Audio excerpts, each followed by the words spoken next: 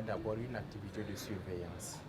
Une activité de surveillance pour ce qui est des infections respiratoires, parce qu'on est le laboratoire national de référence pour la grippe et les autres virus respiratoires. Donc dans ce cadre, on mène la surveillance pour essayer de voir quels sont les virus en fait influenza qui sont impliqués dans la survenue de la grippe chaque année. Ça, c'est une activité de surveillance que nous menons. En dehors de ça, on organise une activité en fait de suivi pour ce qui est des hépatites virales. On assure le suivi des patients qui sont déjà infectés en leur faisant de la charge virale et puis les autres examens qui interviennent. En dehors de ces deux activités, il y a des activités de recherche où en fait notre rôle c'est de pouvoir rédiger des protocoles de recherche et aller rechercher des financements pour pouvoir mettre en œuvre ces activités. L'autre aspect quand même aussi qui n'est pas négligeable, c'est la formation. C'est un terrain de stage pour les étudiants qui viennent pour se faire former. Donc, toute chose qui nous permet en fait de pouvoir assurer la relève. Il faut dire qu'il y a deux aspects. Le premier aspect, on peut avoir un partenaire au niveau international qui a une idée de recherche, qui veut mettre en œuvre dans nos pays. Il contacte l'institut et en fonction des domaines d'intervention de tout un chacun, l'équipe collaboratrice est mise en place pour une collaboration et en ce moment, l'activité de recherche est mise en œuvre sur le terrain. Donc, ça veut dire que si on a une équipe collaboratrice à l'extérieur qui a acquis déjà le financement, qui cherche une équipe collaboratrice ici pour pouvoir mettre en œuvre, ça n'a pas de souci. Mais l'autre aspect, c'est qu'on part sur la base du fait que l'idée a été mûrie à notre niveau. Il n'y a pas de financement. Donc, on écrit le proposal, donc le protocole, et en fonction de cela, il y a deux cas également. Soit il y a une structure déjà qui a été identifiée, qui a fait un appel. L'appel, on voit que ça rentre en fait dans notre cadre thématique. On soumet un protocole espérant avoir un financement. Soit tout simplement, je finis de créer le protocole, j'essaie d'identifier de potentiels bailleurs. Peut-être il y a un bailleur, ça peut l'intéresser, mais il n'y a pas d'appel qui a été lancé. Ou bien j'attends tout simplement un appel, quand ça sera lancé, je vais le lancer plus tôt, je soumets à ce niveau, espérant que mon travail soit financé pour que je puisse le mettre en œuvre.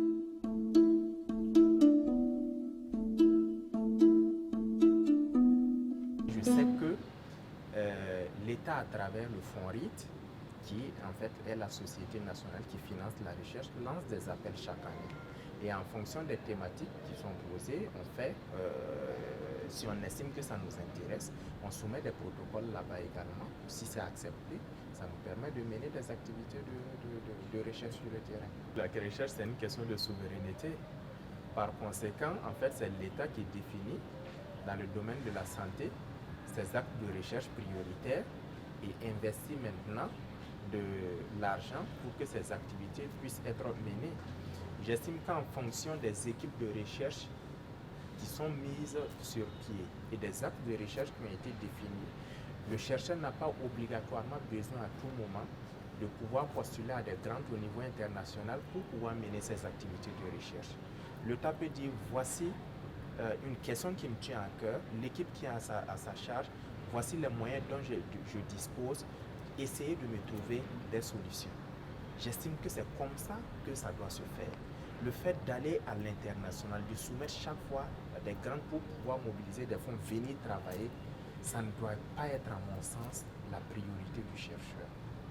C'est une question de souveraineté nationale et il appartient à l'État de développer les voies et moyens pour pouvoir mettre à leur disposition des financements pour mener ces activités.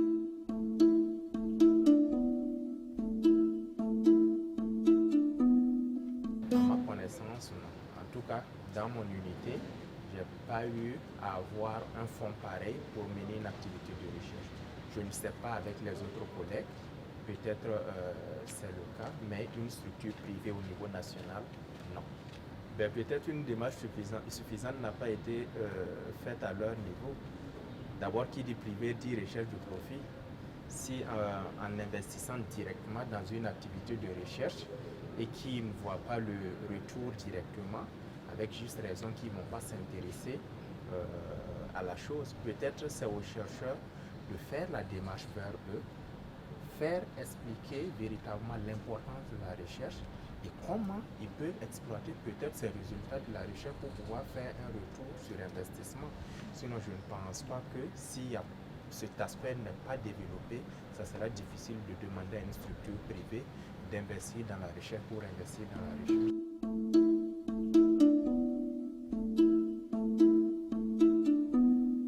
D'abord, les activités de surveillance et de suivi que nous menons, qui ne sont pas considérées directement comme étant des activités de recherche, je peux dire que l'impact est direct parce que quand même, on constitue une structure de veille.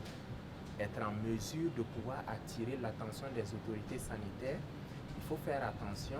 On a l'émergence d'un nouveau virus qui risque de provoquer une épidémie ou une pandémie. Cette structure de veille, ça veut dire l'impact, on ressent ça tous les jours. Mais par contre, pour ce qui est des activités de recherche pure et dure, entre griffes, l'objectif du chercheur, c'est d'abord de publier dans une revue internationale où, en fait, il sera lu par ses pairs. Mais l'autre aspect qui est la translation entre les résultats de la recherche et notre pratique quotidienne, je pense qu'il y a beaucoup à faire dans ce domaine. La question aussi qui se pose, est-ce que ce travail relève du chercheur ou bien on doit avoir une structure qui doit travailler à valoriser les résultats de la recherche? Point d'interrogation. Mais je pense que ça piétine sérieusement cet aspect, avec juste raison que souvent même la population se demande en fait qu'est-ce que vous faites réellement, quel est l'impact de vos activités de tous les jours sur leur existence. J'estime qu'il y a beaucoup à faire dans ce domaine. D'abord, pour certains projets de recherche, il y a le volet ce qu'on appelle la restitution, parce que quand même on part en communauté pour pouvoir faire des prélèvements, leur dire que, parce qu'il faut les convaincre pour qu'ils acceptent de participer à cette activité de recherche.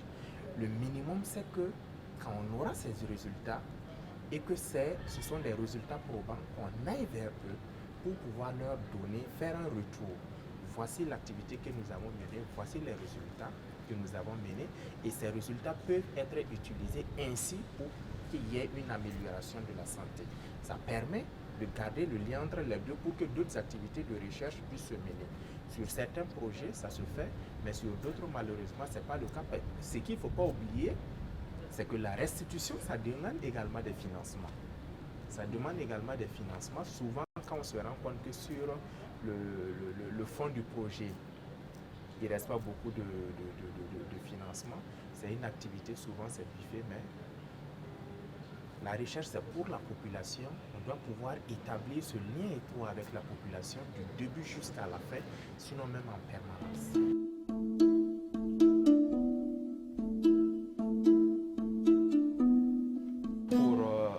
Ce qui est du projet Target Malaria, ce que je peux dire rapidement sur la question, c'est que pour toute question nouvelle, il y a des inquiétudes au sein de la population. Ça, on ne peut pas le nier. Et malgré le fait qu'une activité de communication peut être mise sur pied, l'inquiétude demeure.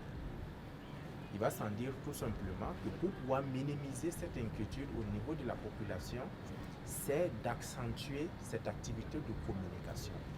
Faire comprendre tout simplement à la population pourquoi l'intérêt d'un tel projet et pourquoi la nécessité de choisir cette voie tout en sachant qu'il y a d'autres types de voies qui pouvaient être choisies pour mener la lutte contre le paludisme au niveau du Burkina. Et aussi, aussi d'expliquer que c'est une activité de recherche. Ça veut dire qu'on peut avoir des résultats probants à la fin ou pas de résultats intéressants du tout. Donc, il ne faudrait pas qu'on va croire que c'est déjà acté et que c'est la seule voie de lutte contre le paludisme qui sera en fait entérinée au niveau du Burkina. Avec juste raison que pour toute nouvelle technologie, il y a des inquiétudes et il est du devoir de l'équipe de recherche, il est du devoir des autorités en charge de la recherche de pouvoir rassurer la population. La recherche, c'est pour la population et il n'est pas question de pouvoir faire quelque chose qui part en l'encontre de leur intérêt.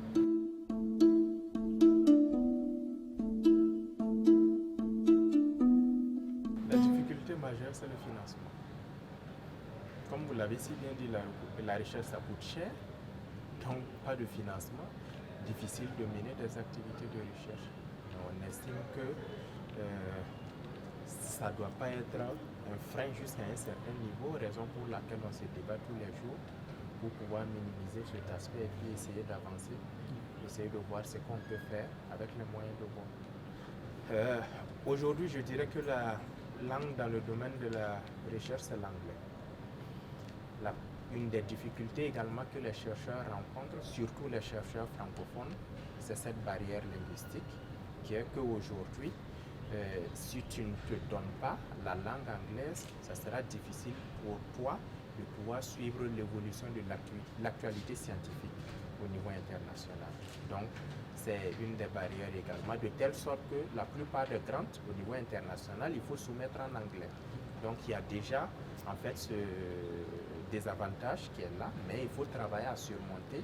On fait avec pour pouvoir être opérationnel et au niveau national et au niveau international.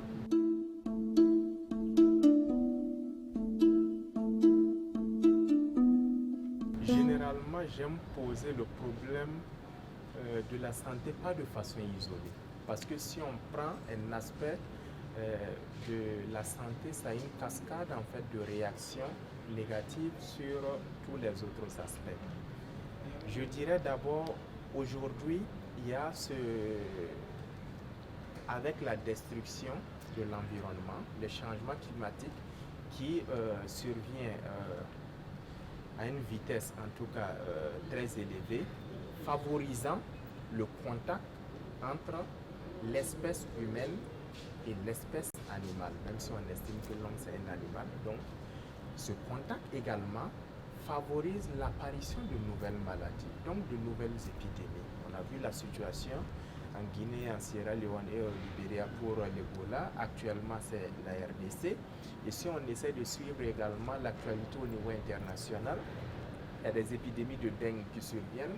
En temps, c'était la fièvre Lassa, ainsi de suite. Donc, c'est pour montrer tout simplement que plus ce contact entre l'homme et l'animal est élevé, plus l'apparition de nouvelles maladies, en fait, ou bien des maladies qui existaient et qui étaient concentrées uniquement chez les animaux, ça commence à prendre le dessus. Donc, d'où l'intérêt véritablement de mener la recherche pour pouvoir essayer de contrôler en fait ces épidémies. Actuellement, c'est là, c'est appelé à venir.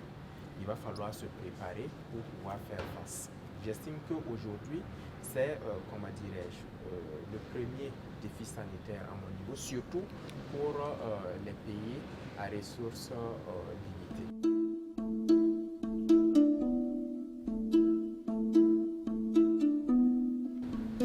D'abord, pour la question étatique, c'est dire tout simplement de mettre plus de moyens dans la recherche et de travailler chaque fois à faire le lien entre la recherche et puis le développement. Parce que je ne pense pas qu'on puisse avoir un développement durable sans un système de recherche vraiment performant. Donc pour moi, c'est cela. La recherche a pour rôle de trouver tous les jours les solutions aux problèmes qui sont posés, qui se posent plutôt à nos populations. Donc par conséquent, l'État doit pouvoir faire plus d'investissements dans ce domaine. Le deuxième aspect, ça c'est à l'endroit des collègues chercheurs. C'est vrai que pour le moment, on fait avec les moyens de bord. Il y a des difficultés, mais j'estime que c'est de pouvoir travailler également à surmonter ces difficultés. Ne pas baisser les bras. Il y a la question de financement. J'estime qu'on a de très bons chercheurs aujourd'hui qui ont la capacité de mobiliser beaucoup d'argent au niveau international pour mener le travail. C'est de suivre le pas, de bien travailler et de pouvoir mobiliser des fonds pour mener nos activités de recherche. La question de la langue, notamment de l'anglais, on n'a pas le choix. Soit on la surmonte, ou soit on disparaît. Donc, on n'a pas le choix. Pour moi, ça s'impose à nous. Il faut travailler à surmonter, à pouvoir communiquer, pour pouvoir faire passer le message, pour pouvoir faire des collaborations au niveau international. Ça s'impose à nous, on n'a pas le choix. À l'endroit de la population, je dirais que il appartiendra aux différentes structures de recherche et même à l'État de faire un travail à l'endroit de ces populations pour qu'ils puissent comprendre véritablement le bien fondé de la recherche et établir un contact permanent entre les différents chercheurs et également la population. Essayer de diffuser les résultats de la recherche dans un langage plus dilué pour qu'ils puissent comprendre le bien fondé de ce que nous sommes en train de faire. La recherche, je le dirais toujours, c'est pour la population. Donc ce contact permanent avec eux, c'est une obligation.